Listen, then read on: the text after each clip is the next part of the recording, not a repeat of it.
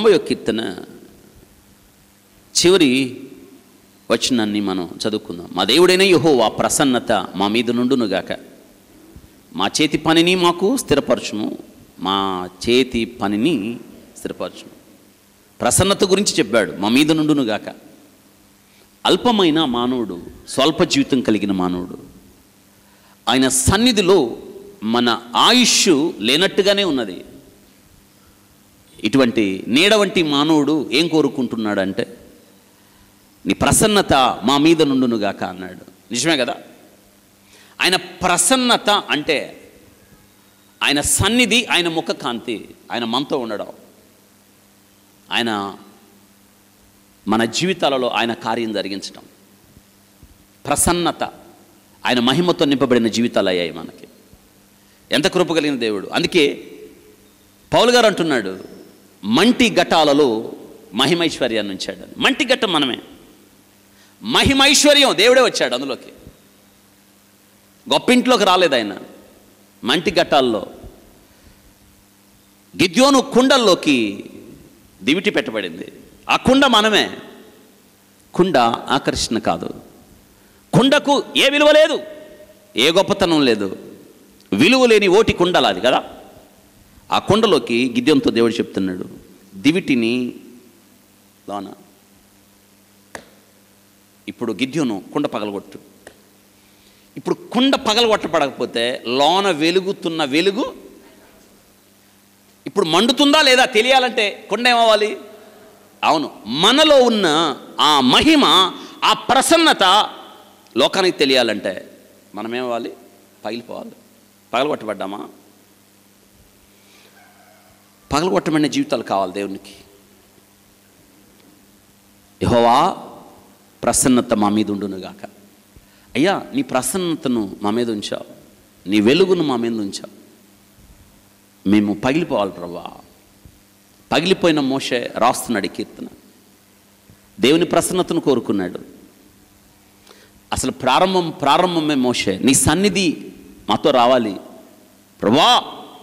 నీ సన్నిధి లేకుండా మమ్మల్ని ఇక్కడి నుంచి, ఎందుకో తెలుసా? ఆయన సన్నిధిలో ప్రభావం ఉంది, ఆయన సన్నిధిలో ప్రసన్నత ఉంది. ఈ దినాన్ని మనం ఎవరమో తెలుసా? ప్రసన్నత కలిగిన వాళ్ళం. మోషే శిఖరాగ్రం పైకి వెళ్ళాడు కదా, కిందకి దిగొచ్చాడు. కానీ ఆయన ముఖంలో దేవుని ప్రసన్నత ప్రస్ఫుటంగా కనిపించినప్పుడు ఆయన ముఖం వెలిగిపోతుంది. ఇశ్రాయేలీయులు చూడలేకపోయారు. అప్పుడు తెలిసింది ఆయన ముఖం ఏమవుతుందని. అప్పుడు ముసుగేసుకున్నాడు. మన ముఖాలు వెలుగుతున్నాయా? ఆరిపోయాయా?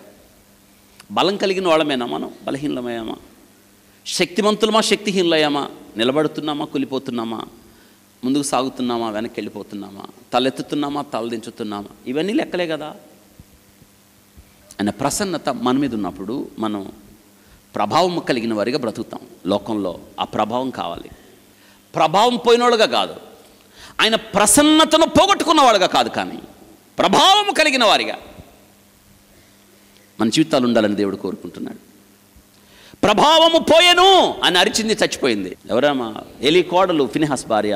ఓ, ప్రభావం పోయింది, వెళ్ళిపోయింది ప్రభావం. గుండాగింది. బిడ్డను కన్నది, బిడ్డను కూడా చూడలేదు, చచ్చిపోయిందామా. ఇకపోదు. ప్రభావం పోయిన ఇశ్రాయేలీలారా ఎలా బ్రతుకుతారు మీరు? ప్రసన్నత పోగొట్టుకున్న ఇశ్రాయేలీలారా, అయ్యయ్యో మందసము పట్టబడిన కదా. మందసం లేని మీ జీవితాలు ఎందుకురా? దేవుని వాక్యం లేని మీ బ్రతుకులు ఎందుకురా? దేవుని సన్నిధి లేని మీ జీవితాలు ఎందుకురా? క్రైస్తవులని పేరు పెట్టుకున్నారా? దేవుడు మాట్లాడుతున్నాడు మనతో. అందుకే మోషే అంటున్నాడు, యెహోవా ప్రసన్నత మా మీద నుండునుగాక. మా మీద నుండాలి. రెండో మాట అన్నాడు అక్కడ, మా చేతి పనిని మాకు. చేతులు మీ చేతులు చాలా విలువైనవి. మా చేతి పని. దేవుడు మీకు చేతులు ఇచ్చాడు.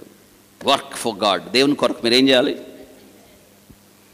మీరు పనిచేసే కొలది దేవుని యొక్క రాజ్యవ్యాప్తి జరుగుతుంది.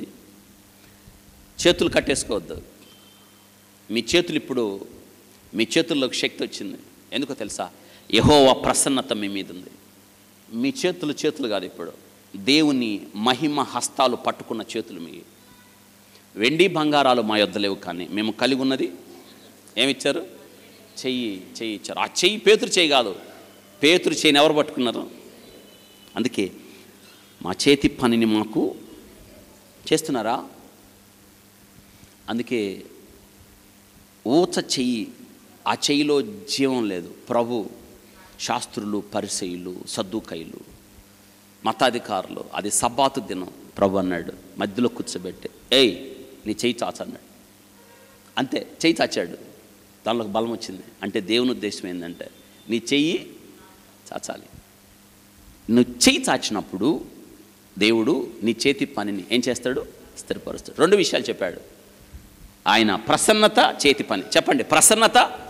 ఆయన ప్రసన్నత నీ మీద ఉన్నప్పుడు నీ చేతి పనిని దేవుడు దీవిస్తాడు. కాబట్టి ప్రసన్నత పొందిన వారిగా ఈ చేతులతో దేవుని కొరకు ఏం చేద్దాం? పని చేద్దాం. దేవుడి వాక్యం మన కొరకు ఆస్వాదించునుగాక.